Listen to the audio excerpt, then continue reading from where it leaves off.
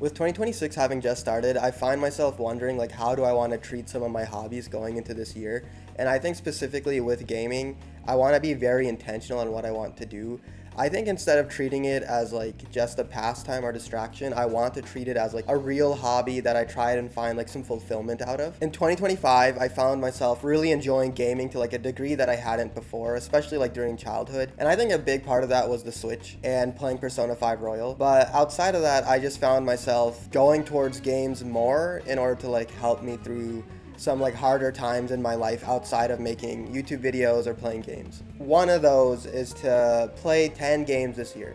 I don't know how realistic that is. I really don't know how doable it is. I'm a pretty busy person outside of just all of this stuff that I post. You know, you can tell by how little I actually post. 10 games might be doable. I think realistically, like no memes aside, I think 6 or 7 games can be completed. And when I say like games, I don't mean like 10 2-hour experiences. I mean like 10 games I have like real interest in. I use this website Backlogged, you can see here. This is where I kind of log some of the games I play, I create a wish list, everything like that is here. And part of what I've noticed, or part of what I want to start doing, is go through my backlog and start completing games. If you can see on here, I have freaking like 64 games in my backlog. It's like way too many. But I do think, I have like 5 games picked out, I think that I want to complete for the year from like my Switch 2 backlog and then like 5 PC games. So I really do want to play Metroid Prime 4. I know it came out like last year, but none of these goals like surround playing new 2026 titles. It's really around just games I have interest in. And really quick, this video that I'm doing was inspired by I'm Anna Molly's video about like how she plans on approaching games in 2026. I thought it was pretty cozy, pretty entertaining. Check it out. I want to play 5 games for my Switch backlog and then 5 games for my PC backlog. And maybe like those numbers will change and what those games are end up changing. And there might be some titles that even come out in 2026 that I'm interested in that I'll replace as part of those 10. But I want to focus on Metroid Prime 4 Beyond. I love Smash Bros. I main Samus. Like it's the only character I've gotten into Elite Smash, but I've never played a Metroid game. And I've heard that Metroid Prime 4 is like a pretty good entry into the series. So I want to check that out. And I've heard it's visually beautiful, like the most beautiful game on the Switch 2. And so I'm really looking forward to that game. I also want to check out Persona 3 Reload. I loved Persona 5 Royal and my experience on that. I started it on the Switch and finished it on Switch 2.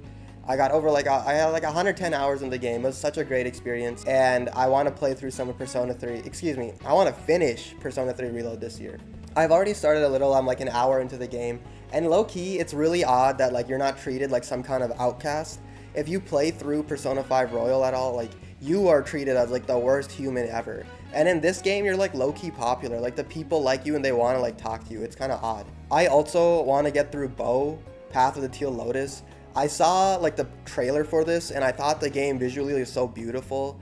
I don't actually have a lot of experience with Metroidvanias. I played a little of Hollow Knight and I got my sister Hollow Knight Silksong and I've seen her play a little of that too. And the games look great. I want to play through Donkey Kong Bonanza. I've already played through like a quarter to half of the game, I think.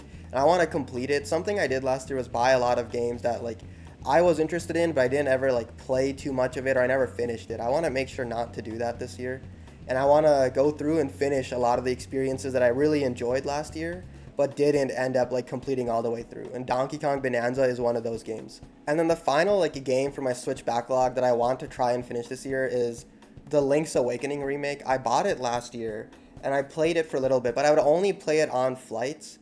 And the problem is I get hella sleepy on flights. So I'll start the game, 15 minutes in, I'm like, I'm a nap instead.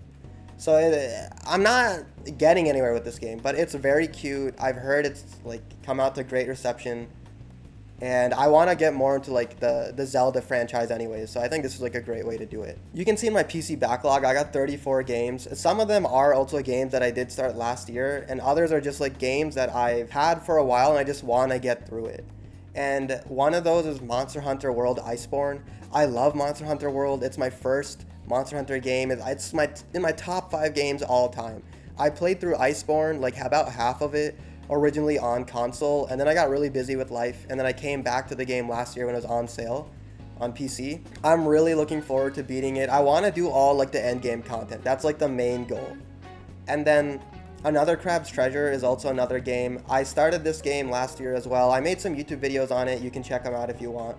But this game was really fun. It's also like it's a Souls-like type of game. and I've never played a Souls-like before, outside of maybe Sekiro, and so I want to like complete this to like truly get my foot in the door for that genre as well. Speaking of Sekiro, I know on here I have it listed as like 4.5 stars. I started this game and got a third of the way through 5 years ago on console, and I really did enjoy my time with it, but I got busy and I just never came back to it. You'll notice that's a trend. I get like a third or halfway through a game and I end up dropping it, not because I don't enjoy my time with it, but because I just end up being busy or something else comes up. So I want to like complete this game. I got it for PC. It was on sale. This is a game I want to complete this year. Expedition 33, we all know, won so many awards last year, and I've played a third of this game as well. I got through all of Act 1, and I started Act 2, and I completed the first boss fight in Act 2. And oh my god, this game is amazing. It's such a fun experience, such a great story. I'm really looking forward to finishing this game. Like I said, I got busy and then I got to other games instead. And this is a game that I want to finish this year. I think realistically, if this game comes out on Switch 2, it is an instant purchase for me. I will buy it and I'm more likely to finish it on the Switch 2 than I am on PC. I think the fifth game, at least PC game, that I'm like wanting to play and like beat is SpongeBob SquarePants Battle for Bikini Bottom Rehydrated. I know it's kind of like a weird pick, but like I remember I was at a friend's house when I was like 4 or 5 years old when this game came out, and I played it on their GameCube. And I remember having a lot of fun with it, and I just thought like, why not go back to this, experience part of my childhood, see if like the game is as good as I remember and like as fun as I thought it'd be. I've already started it a little. I'm like an hour or two into it, and it's kind of fun, but it definitely like has that like older game design and feel to it, even though like the graphics are updated. Also, some of the voice acting just isn't it in this game, but whatever. That's not the point. You can see here it says like in 2026 I've played 2 games already. I completed Dragon Quest III, the HD 2D remake, at like the start of the year, and I completed Sonic and Shadow Generations like yesterday. But these 2 games are not counting because I started both of them before 2026. Like right before.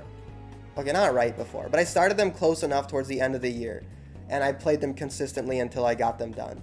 So some of those other games I listed, I took gaps. I haven't played it since I like took the break. So for those, it's like months long. Whereas these I played consistently until I got them done. You can see here in my wish list, I have like a lot of games I want to play too and like get, and we'll see like how much I actually want to get into those. You saw I finished Dragon Quest III, and that's a turn-based game. It's turn-based heavy, and low-key, like as enjoyable as the game was, it kind of has me burnt out from turn-based games. I know I already mentioned like Persona 3 Reload and how I want to get through that this year, but I'm playing that game like with like a gap of like, oh, I finished these other 2 genres just to like as like palate cleansers, you know? I think realistically the games I'm looking forward to the most this year are Persona 4 Revival. Like I said, I really enjoyed Persona 5 Royal. It was such a great game. And I've heard Persona 4 has like the best story, and I kind of want to experience it with like the modern graphics. It's hard to start a series and then go back to an older iteration of a game in the series and see like how much worse it looks. And it's not necessarily like it's worse artistically, it's more so like worse because it's limited with the hardware that was developed on. But yeah, I'm really hoping for a release date this year, and I know they haven't announced like a Switch 2 port yet, but I'm really hoping it comes out on Switch 2. I've heard the story is similar to JoJo's Part 4. JoJo's Part 4 is my favorite part. I will die on this hill. Part 4 is the best. Part 3 is objectively the bottom 2 parts of JoJo's. You can see on here I have games like It Takes Two, Split Fiction, and Orbitals. These are all like 2-player, like multiplayer games, like couch co-op types of experiences. And I think like for these games, I want to experience them more so with like my siblings or like a potential future wife. And so those are games like I will hold off on. I haven't purchased any of them. I don't own any of them. I'll hold off on for a while. I'm also really looking forward to Resident Evil 9. I think Capcom has done a great job recently with their games. All the Monster Hunter games are great. Resident Evil has been on fire. Street Fighter 6 has been amazing. And so I want to get back into Resident Evil, see what the newest game will be like. And I do plan on getting this for the Switch too. This will be one of my like purchases this year, depending on how well it runs on the console. From what I've heard, it runs good though. The Final Fantasy remake I will be getting as well. This was another purchase I'm getting for the year. I played the demo. It was such a fun game, such a fun experience in the demo, and it ran really well on handheld. And so I think it being on handheld makes it more likely for me to actually finish it. I never played the OG Final Fantasy. I never played anything, but I also do main Cloud. He's one of my mains on Smash.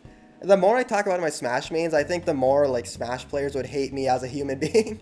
But Cloud and Samus are like my two mains, and Cloud's hella fun. Another thing is, I don't really want to play games that are just surrounded by hype. I do make YouTube videos, and I do want to grow my channel, but ultimately, like, I want it to be something I enjoy doing. It is a hobby first, and so I don't really like. I might follow some hype cycles. I will not buy a game because of the hype, though. I'll make sure that's the case. I think one of those games is like GTA 6. Like, people are really excited for this. It won like the Game of the Year award for like the most anticipated game. Low key, it'd be hella funny if GTA 6 was delayed to 2027. Another reason, like, I have no interest in the GTA games overall, but another like thing that makes me iffy about it is how, like, I think it's Rockstar or Rockfall, whatever, whoever like makes GTA 6 is doing some like anti-union activities right now, and that's really not like a thing I want to be supporting.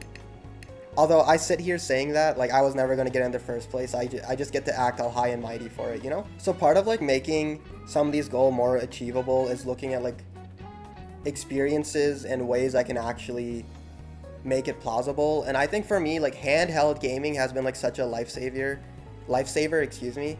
I got the Switch 2 last year. You can see I've, like, customized it. You can see the reflection of OBS in the screen, too. And it's been very fun. It's definitely revitalized my interest in gaming, and I think playing more games on handheld will make my experience more enjoyable. Just being able to play for like 20 minutes at a time, if that's all I have, and then eventually like going back into docked and finishing out the game. And I think some experiences are better in handheld. Like, for example, that Dragon Quest 3 game, and I think most like long games are more enjoyable for me in handheld. Like, you take a game like Persona, that's like, for some games, like a 100-hour experience. I could not do that on PC. I don't know what it is, but like sitting down in front of like my PC to game is not that fun unless it's a multiplayer game like Peak or Valorant. A lot of the games too on like my wish list or on like my PC backlog, I feel like are more likely to be completed on handheld. For example, like, I have games in my wish list like Silent Hill F. This game looks really good. I really want to play it.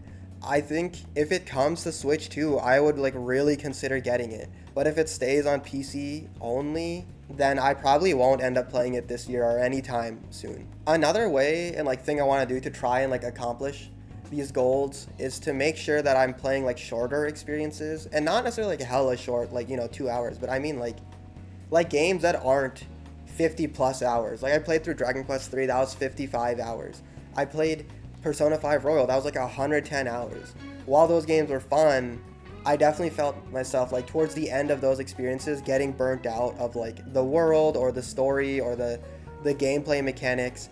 And I mentioned like those two like really long JRPGs with their like really like turn-based heavy mechanics. And I say that I'm a little burnt out. I have so many games that I plan on playing this year that are like turn-based, like JRPG type games, like Expedition 33 and Persona 3 Reload and maybe Persona 4 Revival. We'll see how it actually ends up going. And I've heard like Final Fantasy 7 is like a really cool fusion of like actual like live combat and turn-based, but I only played a little bit, so I have no idea how true that is. But yeah, excluding games like Expedition 33 and Sekiro and Persona 3 Reload and maybe a couple others, these are a lot of exceptions for the, it's pretty much like half the games I want, a lot of exceptions. But a lot of shorter experiences. I have God of War. I've heard it's like a 15-hour game. I can get through that. Metroid Prime 4, I've heard, is a 15-hour game. That's another game I can get through. And hopefully it's like an experience that I fully enjoy. But yeah, like I said, try and get some shorter games in there just to have like increased variety in the types of games I'm playing too. I really want to like delve deep into this hobby and like niche of media and like try and understand like what it all has to offer. But I want to play Bow, Path of the Teal Lotus. I've heard it's a great game. I saw the trailer and it looked really fun. It was very pretty. And it reminded me a little bit of Hollow Knight. But I've heard it's a lot more accessible because it's a shorter game and it's easier.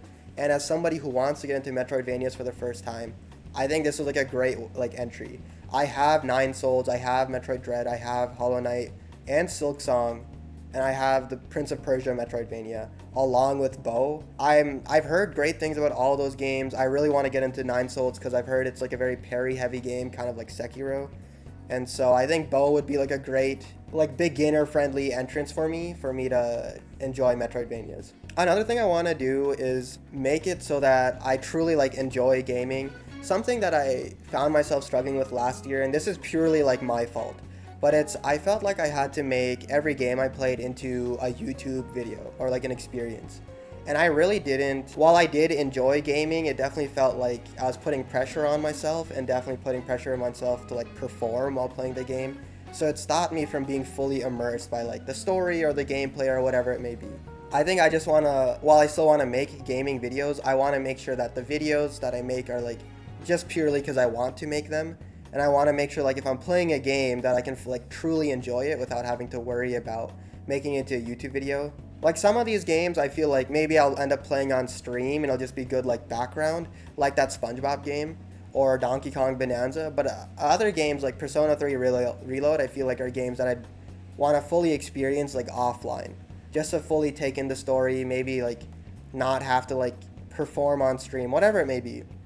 Another rule that I have for myself for this year is to not buy more than 5 games. Last year I found myself, last year was the first year I like really got into gaming, so I got overexcited and I bought a lot of games during like the Steam sales, and I bought games on the Switch that I haven't touched yet, all because of sales. So I want to make sure that like I have such a big backlog of games that I actually get through a good amount of them. I'm limiting myself to 5, but really like 3 is the like main goal. I've already said that like if some games come to Switch 2, it'll be an instant purchase, like Expedition 33, or like there's some games that I like pre-ordered, like those are not going to count. I'm saying like 5 new purchases going forward. I want to make sure that it's limited to 5, ideally 3. I already said like if Persona 4 Revival comes out and it's released on Switch, I'm going to buy it. Depending on how well Expedition 33 like comes to Switch and like how well the port is, I'm going to buy that as well. And that's 2 of the 3 already. And then potentially again, like I said, I might get Resident Evil 9, so that'll be the 3rd one right there. And I'm already thinking like another game I might end up getting is Monster Hunter Stories 3. I haven't played the first 2. I don't think I have a lot of interest in the first 2. But like the trailer looked really good. The gameplay looks interesting. I love the lore of Monster Hunter, and I've heard this like expounds even further upon that. And then like some of the mechanics look really cool, like the breeding and like the different attributes related to the eggs and stuff like that. Those all look like great things to interact with, and so like I'm guessing those would be like my purchases of the year if I did end up buying more. But yeah, like I said, I just want to be very intentional with this. I want to like understand the games I'm playing. I really like narrative type stories and games, and I want to like be able to analyze like the themes. And so I find myself that this year I'll probably be gravitating towards games that have like more than just fun gameplay. You know, a game like Donkey Kong Bonanza has lots of fun gameplay, and I will be playing through it, but